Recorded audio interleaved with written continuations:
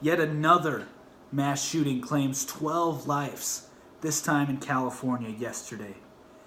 Fox News host Tucker Carlson receives hateful messages from Antifa attempting to break down his door last night.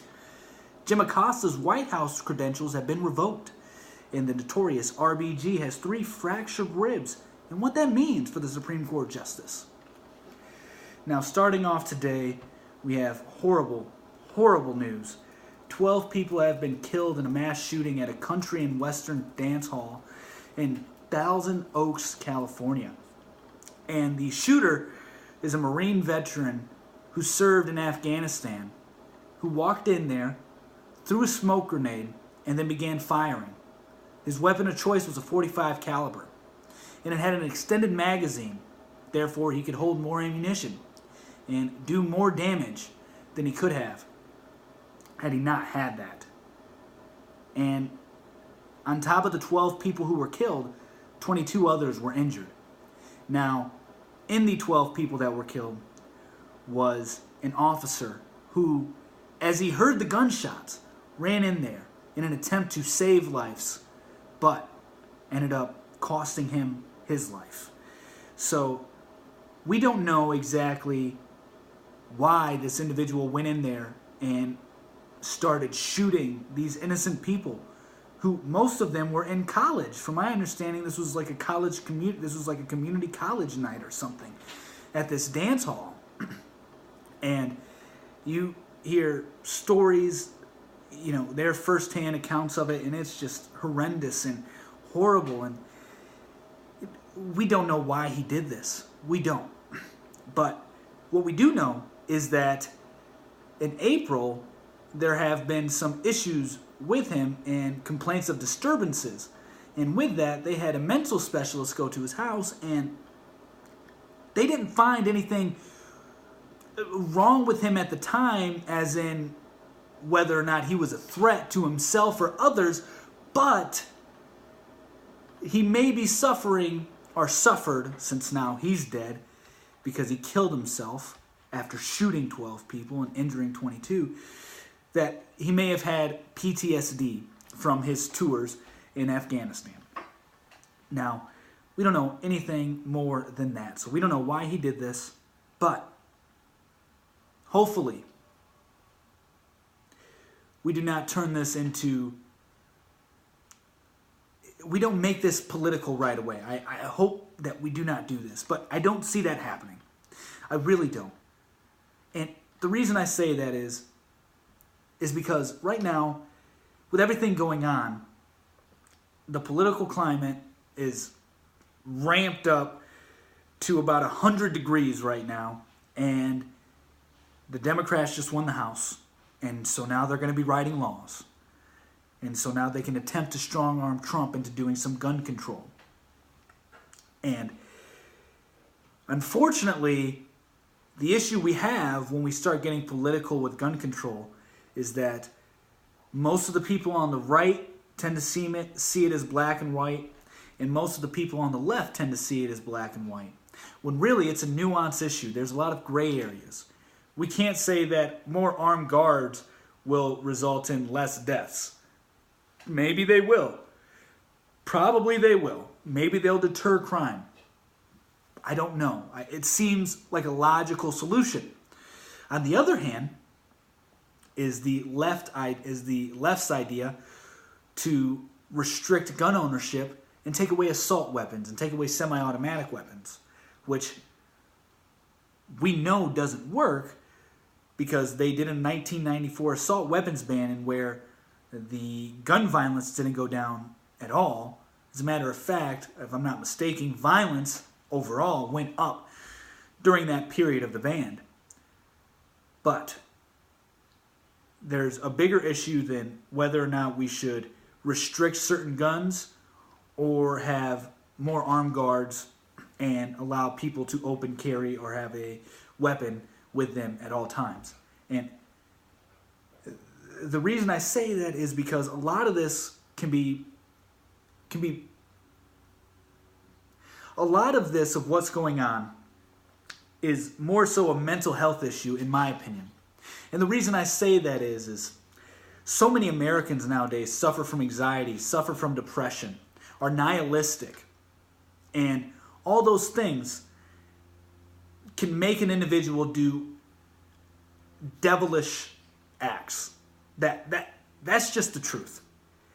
If you're living your everyday life in complete despair and you do not want to live, and then you think life is painful and so therefore I'm going to be righteous and try to eliminate everybody else's pain, because we all know life is suffering.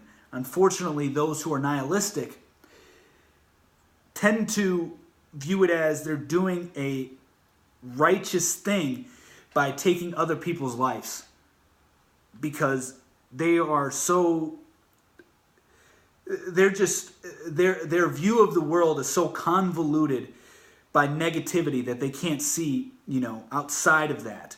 They have no positive outlook on the future. And maybe that has to do with politics nowadays.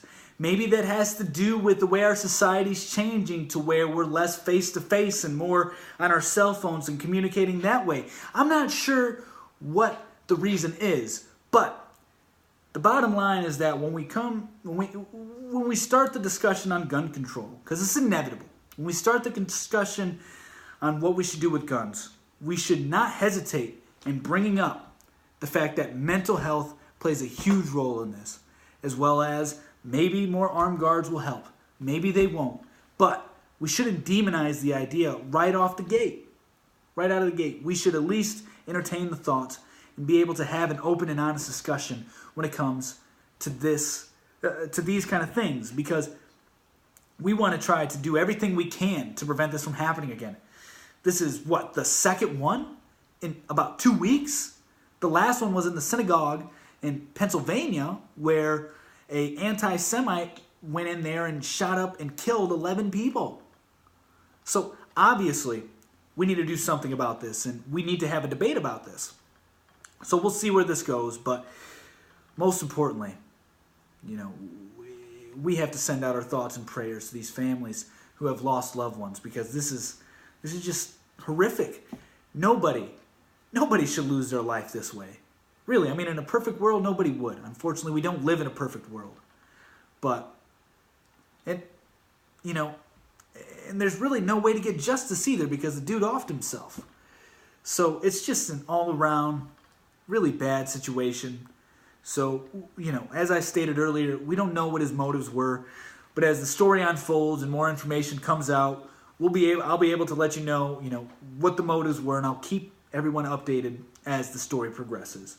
Now, in other news, and this was pretty violent as well. Nothing like a mass shooting, but Tucker Carlson, the Fox News host, had his home bombarded by Antifa members, and they, attempted to break down the door. Even they cracked it. They were able to crack it. And they were outside screaming the following. I'm reading the quote from the Daily Wire. And it states, "Racist scumbag, leave town. Every night you spread fear into our homes. Fear of the other, fear of us, and fear of them. Each night you tell us we are not safe. Tonight you're reminded that we have a voice. Tonight we remind you that you are not safe either," read one of the Smash Racism DC captions. "Tucker Carlson, we will fight. We know where you sleep at night," the group chanted in unison. And then they also threatened to bring a pipe bomb. Now, when this occurred, Tucker Carlson was actually getting ready to go on air for his show, the Tucker Carlson Tonight, and his wife was home alone, getting ready to go out and leave and have dinner. And as this unfolded, outside of her door, she ran inside the kitchen pantry and called the police. And thank God none of their children were there. And the thing that's even more sickening than them doing this is the fact that a Fox News journalist tweeted out the following: "I think the idea behind terrorizing his family, like it or not, as a strategy is to make them feel some of the fear that the victims of MAGA inspired Violence fueled thanks to the nonstop racial incitement coming from Tucker/Trump/etc. And then somebody from the Washington Post commented at him, or stated, Tucker Carlson, if you don't like him, what exactly is accomplished by terrorizing his family? Wouldn't something else say organizing a boycott of his advertisers be a more efficient means of protest? Now, after that being said, he then went on to say, I agree that it is probably not tactically sound, but if your instinct is to empathize with the fear of the Carlson family rather than with the fear of his victims, then you should take a moment to reflect on why that is. I met a woman who didn't leave the house for months because she was afraid of being picked up by ICE and never seeing her U.S. citizen kids and husband again. What sense was there in terrorizing her family? This is a completely unequivocal situation right here. You're talking about somebody who doesn't even implement policy. He doesn't. Tucker Carlson has no say when it comes to legislation. None whatsoever. He reports the news. Whether or not you like him is besides the point. I don't really watch his show. I know who he is. I've seen him on the Sunday special on Ben Shapiro's show. I've seen him do an interview with Dave Rubin. But other than that, I haven't really listened to the guy. I know that for the most part, he tries to come off as objective. And like anybody else, his biases slip out. I'm not by any means trying to defend his rhetoric or anything of that nature. But by no means should you ever, like this Fox reporter did, say that you shouldn't empathize with him and not the other people that he's, causing fear upon.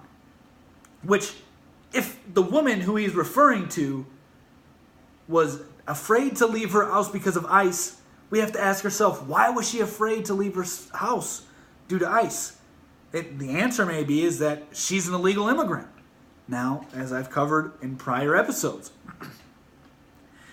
I am all for immigration, truly. And one of the biggest reasons why I don't really think we should have open borders, not only is the fact that, then we wouldn't have a country, but it's also because we have a welfare state, and illegal immigrants can take advantage of that and benefit off of your and I's tax dollars. So we can't allow that to happen, and there has to be some laws and regulations around the border to ensure that we're not being taken advantage of by people who are not American. So if she's an illegal immigrant and she's fearful of being deported by ICE, but her husband and her kids are citizens, what is preventing her from becoming a citizen? Not only that, but you mean to tell me that you don't want to empathize with the fact that Carl Tuckerson has 4 children? 4 children! What if they were there? What if they were there? They would be traumatized at that. How would they ever be able to sleep in their own beds again? And let alone, what about his wife? His wife is completely innocent. The people who were affected, the person who was affected by this, was completely innocent. And his family is completely innocent. You may not like Tucker Carlson. And I agree with what the Washington Post journalist said by saying, why don't you try to boycott him? I don't agree with trying to boycott his advertisers, but why don't you try to boycott him? Why don't you don't watch Fox News then? Don't support his show. And if you don't like what he's saying, then have a battle of ideas. Say why his ideas are bad and then why your ideas are better. That's what we do in America. This bullcrap that's going on right now is not American. This is what you see in third world countries. This isn't American. We don't do that.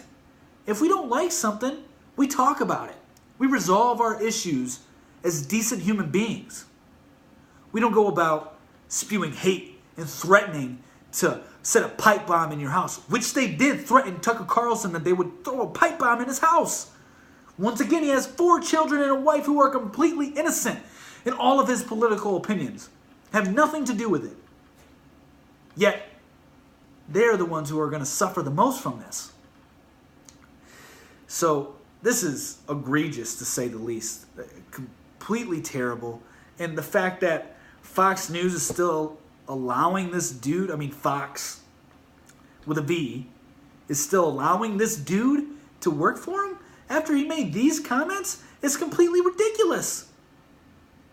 Seriously, why would you ever defend them? And on top of that, this Antifa group is the same one who shouted out Ted Cruz and his wife from a restaurant. Also, this is the same Antifa group that Don Lemon said they aren't a mob and they're just anti-fascist. What's so wrong about that? He was defending them. CNN has defended them, and they have shouted out Senator Cruz and his wife from a restaurant. And now they're going to Tucker Carlson's house, almost breaking down his door, threatening him, and not only verbally, but saying, we're going to throw a pipe bomb in your house. What the hell, man? What the hell? Seriously. And apparently none of these people are arrested. But they had the whole street blocked off with signs, and they just scattered when the police came. You mean to tell me if they had the whole street blocked off, you weren't able to catch one person? This is just disgusting. Very disgusting. So, unfortunately, it does not seem, after President Trump and Nancy Pelosi called for bipartisanship and unity, that is happening right now. We have a mass shooting in California that killed 12 people, injuring 22. And then we have this in Washington, D.C. at Tucker Carlson's home, who has nothing to do. Once again, I want to reiterate this. He does not sign laws. He has nothing to do with policy, nothing to do with legislation whatsoever. All he does is report the news. All he does is have an informed opinion. And now we are physically threatening people who have a different opinion than us. Disgusting. Extremely disgusting and un-American at the least. And it's just, yeah, it's very egregious. So this is, yeah. Now, going over to CNN, the news place that actually defends Antifa, the group who, shouts senators and their wives out of a restaurant, the group who threatens to throw pipe bombs in, a news commentator's house. Yeah, that news organization, well, they're throwing a fit because Jim Acosta lost his White House credentials, and they stated the following earlier today. The White House announced tonight that it has revoked the press pass of CNN's chief White House correspondent, Jim Acosta. It was done in retaliation for his challenging questions at today's press conference. In an explanation, Press Secretary Sarah Sanders lied. She provided fraudulent accusations and cited an incident that never happened. This unprecedented decision is a threat to our democracy, and the country deserves better. Jim Acosta has our full support. This is why people call CNN fake news, because, oh my gosh, did nobody watch this press conference? Has nobody seen the video to this? I mean, come on, it is plain as day that he literally shoves this woman's arm away from him in an attempt to keep the microphone and refusing to give it away. Although President Trump told him, your time's up, dude. Your time's up. I don't want to, you can't ask any more questions. We're moving on to the next person. And he refused to listen to the President of the United States. And then a female White House aide attempts to do her job by getting the microphone away from him and giving it to somebody else. But he then refuses and shoves her away. And yet CNN claims that Sarah Sanders lies about it, which is untrue. She told nothing but the truth, and saying that it is unacceptable for him to put his hands on a woman in any kind of way, which he did. There's no denying that. Yet, for whatever reason, the left-wing news organizations are claiming that this is fake, that this is a lie, that the White House is lying, and this is a threat to our democracy. This is not a threat to our democracy. What's a threat to our democracy is to let activists become journalists like Jim Acosta instead of having objectiveness actually, in journalism, which is what we're lacking from places like CNN. Which is why President Trump refers to them as the enemy of the people. Once again, I don't think that that's the smartest thing for him to say. I really do not. But I'm in no position to tell President Trump what he can and can't say. However, he has a point when he says it. He really does. Because when they say things like this, it furthers the divide. Because then people don't know who to believe. Because President Trump's a known liar, and now CNN has been proven to be a liar, especially with this tweet. And especially with allowing Don Lemon to continue. And Jim Acosta to be their chief White House correspondent. This is insane. This is truly, truly, truly insane.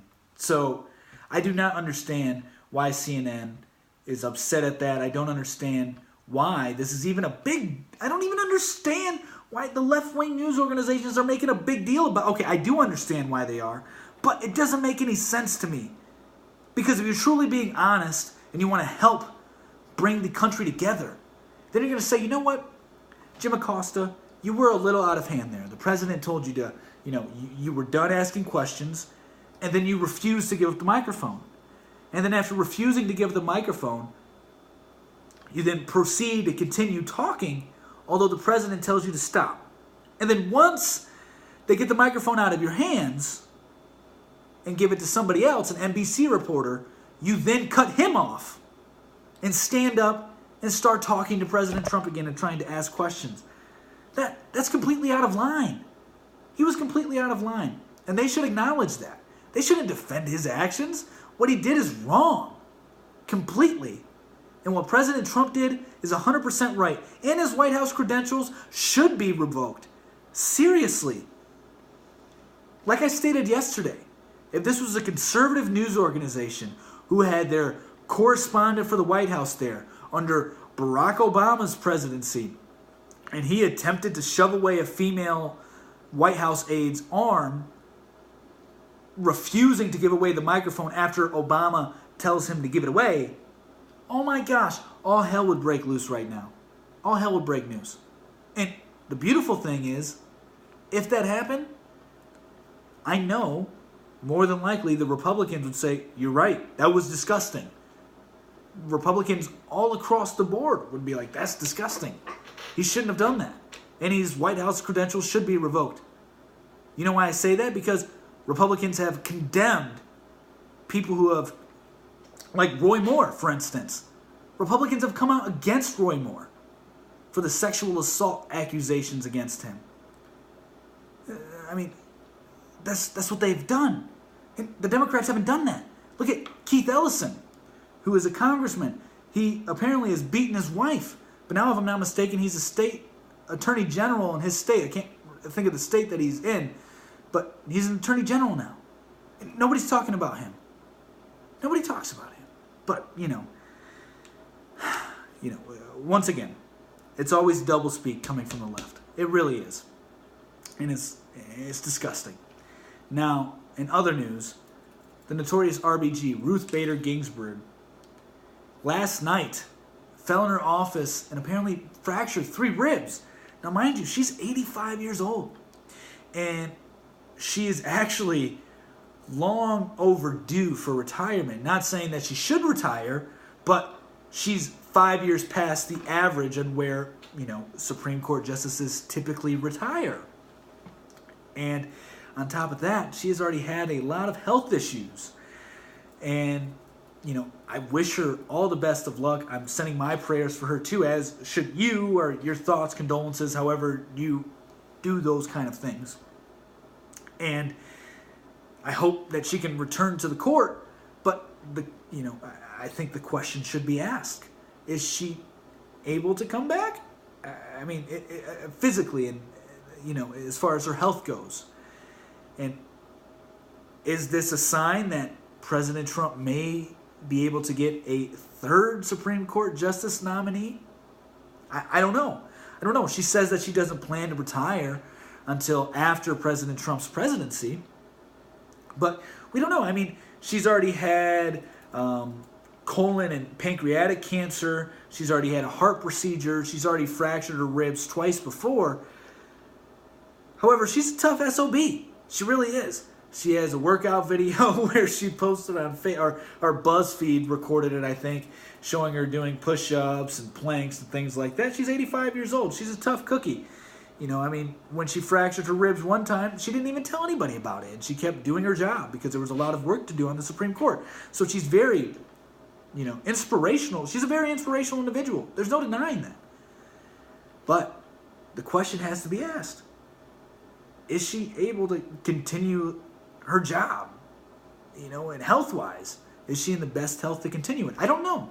And this could be a sign that President Trump gets to nominate a third Supreme Court justice.